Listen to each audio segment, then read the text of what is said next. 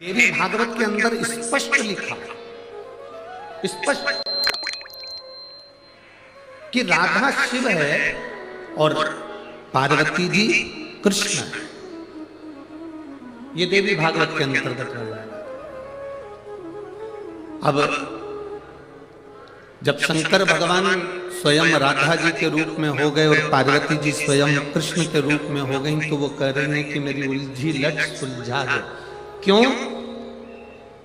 सतयुग में ना जाने कितने कितने युग निकल गए, किसी युग में भगवान शंकर की जटा को सुलझाने वाला कोई जन्म ही नहीं लिया।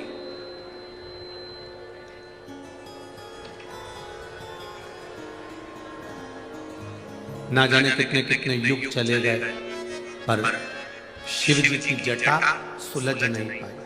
कितने युग, कितने शंकर भगवान की जटा नहीं सुलझ पाई। सतयुग निकल जाए, त्रेता निकल जाए, द्वापर आ जाए, द्वापर में राधा और कृष्ण के रूप में भी शंकर पार्वती हो गए, तो भी कह रहे हैं कि लट सुलझा के बता दो प्रभु। बहुत कठिन।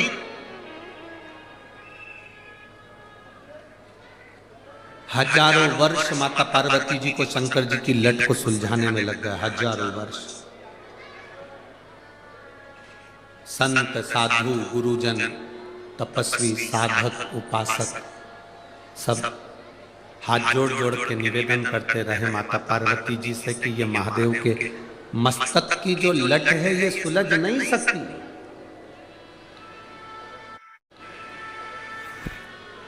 पर पार्वती तो जिद पर अड़ी हुई, मुझे तो लट सुलझाना।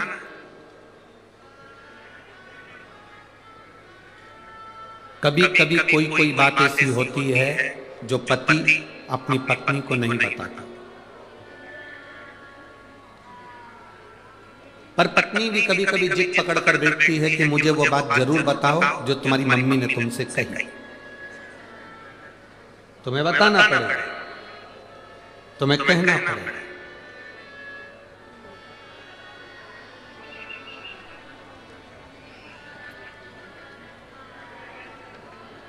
दशरथ जी की सास,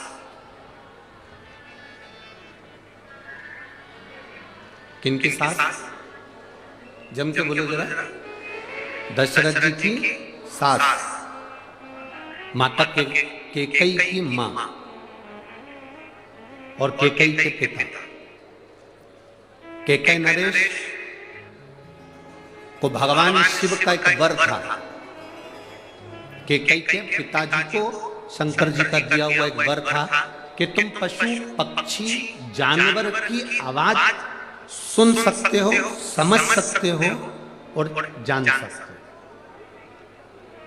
पक्षी आपस में क्या बात कर रहे हैं ये आप जान सकते हो, पशु आपस में क्या बात कर रहे हैं ये आप जान सकते हो।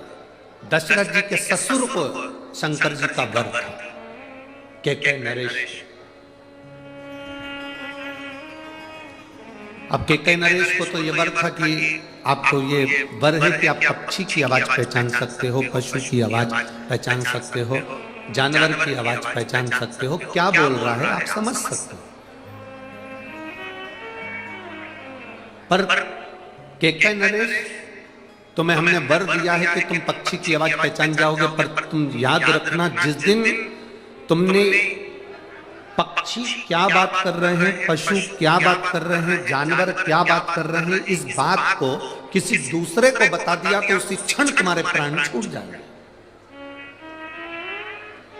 उसी क्षण तुम्हें मरना पड़ेगा, उसी क्षण तुम्हारे प्राण चले जाएंगे। केकई नरेश ने कहा ठीक है भोलेनाथ, आप मुझे वर दे दो, मैं पशु पक्षी की आवाज पहचान जाऊंगा। वर तथास्तु। अब एक बार केकई नरेश अपने छत पर घूम रहे थे, उसी समय पर दो पक्षी एक डाली पर बैठे थे और दोनों आपस में बात कर रहे थे। दो पक्षी आपस में बात कर रहे और दोनों पक्षी जब आपस में बात करे तो केकई नरेश को हंसी आ गई। इतनी तेज हंसी केकई नरेश को आई, ऐसी तेज हंसी केकई नरेश को आई कि केकई नरेश हंसते रहे। इतने में केकई की मां केकई नरेश की पत्नी वहां पर आ गई। और धर्मपत्नी ने आते से पूछा क्यों हंस रहे हो? केकई नरेश बोले मैं बता नहीं सकता। पत्नी ने फिर पति से कहा, केकई की मां ने फिर अपने पति से कहा तुम बताओ मुझको क्यों हंस रहे हो? केकई नरेश बोले मैं नहीं बता सकता। पत्नी ने जिद पकड़ ली, केकई की माता ने जिद पकड़ ली, तुम्हें बताना पड़ेगा। केकई नरेश मना कर कर कर थक गए, पर केकई की मां नहीं मानी। आखिरी में केकई नरेश ने कहा यदि मैं तुझे बता दूंगा तो मैं मर जाऊंगा। इतने में केकई की माता ने कहा भले मर जाओ पर मुझे बताओ, भले मर जाओ पर मुझे बताओ। इतना जिद केकई नरेश की धर्मपत्नी माता केकई की मां ने ऐसी जिद पकड़ ली। आखिरी में केकई नरेश ने बताया कि ये दो पक्षी जो आपस में बात कर रहे हैं, ये बात ऐसी कर रहे हैं कि आज एक बोला कि मैं दिन भर से उड़ा और उड़ने के बाद मैं एक शिवालय पर जाकर बैठ गया, और दूसरा बोलता है कि मैं दिन भर से उड़ा और एक सूखे पेड़ पर जाकर बैठ गया। दोनों की बात विवाद हो रहे थे, उस बात विवाद को मैं सुनकर हंस दिया। इतना कहते से केकई के पिता के प्राण छूट गए। शिव महापुराण की कथा कहती है माना नारी जिद करे पर वो जिद ना करे जिसमें पति के प्राण ही चले जाए। सोने के हाथ के कड़े लेना है मना नहीं है, पर ध्यान रखना इस बात का है। जैसे कल माननीय सांसद महोदय श्रीमती नवनीत जी राणा जी ने एक बात कही थी, आपके स्मरण में होगी। उन्होंने क्या कहा था? पति महल में भी रह रहा है तो स्त्री उसके साथ में उसकी पत्नी है। पति झोपड़े में भी रह रहा है तो उसकी धर्म पत्नी उसके साथ में है। पति ऐसी में रह रहा है तो धर्म पत्नी उसका साथ है। और पति अगर पंखे में भी रह रहा है, फैन में भी रह रहा है तो धर्म पत्नी उसके साथ है। अर्थात कल उन्होंने जो कहा, एक एक नारी के हृदय में ये बात पहुंचना चाहिए।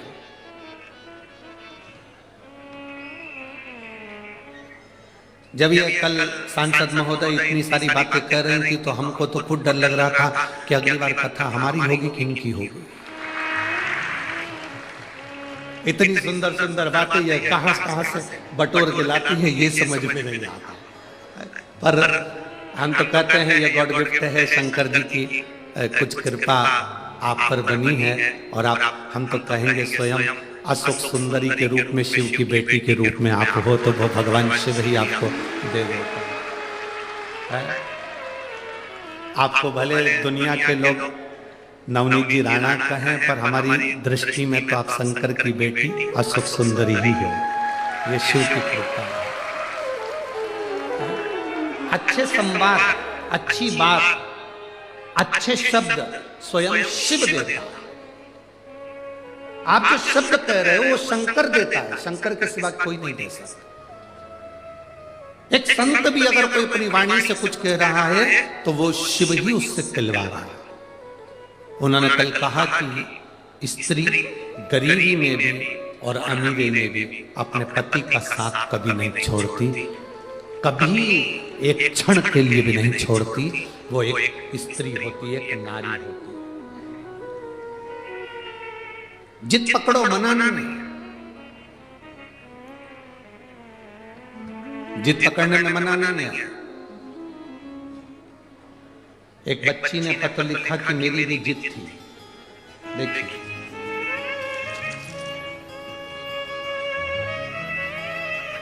मेरा नाम पलक जोशी है, मैं बलगांव की रहने वाली हूं।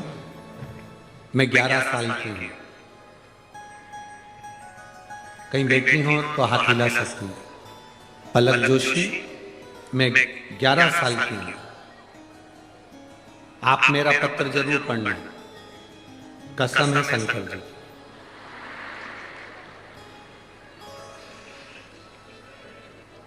गुरुदेव सबने सब कुछ किया। मेरी मम्मी को लोग हमेशा कहते थे कि तेरे घर में लड़की पैदा हुई है, लड़का नहीं। डॉक्टरों के हिसाब से मेरी मम्मी को दूसरी संतान का योग नहीं था, दूसरी बार वो मां नहीं बन सकती थी, कुछ उनको ऐसी तकलीफ थी। एक दिन मैंने मेरी मम्मी से पूछा, मां कौन डॉक्टर कहता है कि मेरा भैया नहीं आएगा, मेरा भाई नहीं आएगा? मां ने कहा कि एक डॉक्टर ने कहा है हॉस्पिटल में। गुरुदेव, मैंने भी शंकर जी से कहा मेरा भाई आना चाहिए, 11 साल की भले में हूं, मेरी माता को संतान नहीं हो सकती, पर मुझे मेरा भाई चाहिए, और भाई भी वहीं से चाहिए। मेरा भाई भी होए तो उस हॉस्पिटल में हो जिस हॉस्पिटल के डॉक्टर ने उनको मना करा कि इसको संतान नहीं हो सकती। और बाबा का मैं क्या गुणगान करूं, मेरे शिव ने कृपा करी और 11 साल के बाद मेरे यहाँ मेरा भाई आया, और उसी डॉक्टर के यहाँ उसी हॉस्पिटल में मेरी मम्मी के गर्भ से मेरे भाई का जन्म। ये शिव ओघड़ी है, शंकर ओघड़ी है। पल्लव जोशी बलगांव की रहने वाली। शिव तत्व में जब जब हम कोई जिद पकड़ते हैं, आप पकड़ो, भगवान की भक्ति कीजिए, पूर्ण वो करेगा। पर मेरा माताओं से निवेदन है, कभी ऐसी जिद मत पकड़ना जिंदगी में कि नहीं मुझे तो सोने की रकम ला के दो, नहीं मुझे तो तुमसे तलाक चाहिए, मतलब चाहिए ना। ना, थोड़ा समझो, जानो, थोड़ा संभल कर चलने का प्रयास करो।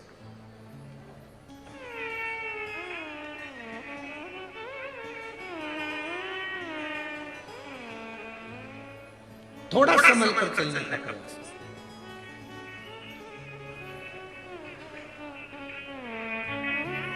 कल एक पत्र था, कल 2 एक पत्र बड़े सुंदर सुंदर आए थे। अब हमारे को टाइम इतना है नहीं कि हम पत्रों को निकाल सके।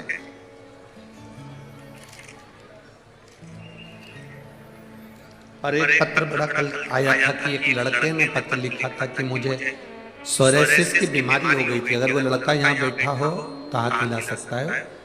कहीं चांदूर बाजार का वो लड़का है, चांदूर बाजार यहाँ से पास में होना चाहिए सर। तो चांदूर बाजार का वो लड़का है, उसका नाम तो हमारे स्मरण में नहीं। उसने लिखा कि मेरे शरीर पर सोरेसिस की बीमारी हो गई थी, मेरे शरीर की पूरी फुकड़ियां निकलती थी, पूरी खाल निकलती थी शरीर की। मेरी शादी हो गई, उसके बाद यह बीमारी, और बीमारी होने के बाद में ये योग बन गया कि मेरे साथ में मेरी अर्धांगिनी भी मेरे साथ रहना नहीं चाहती थी।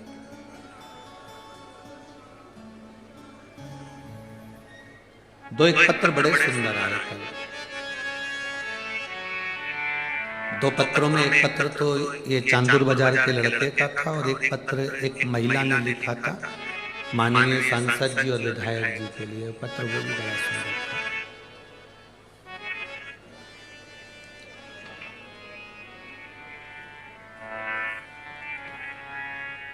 उसके शरीर में सोरेसिस की बीमारी हो गई। चांदूर बाजार का वो बच्चा, उसने कहा मेरा परिवार टूट न जा रहा था, मेरा एक छोटा सा बेटा भी है, पत्नी उसको लेकर चली गई और अपने गांव पहुंच गई, और अब वो आना नहीं चाहती।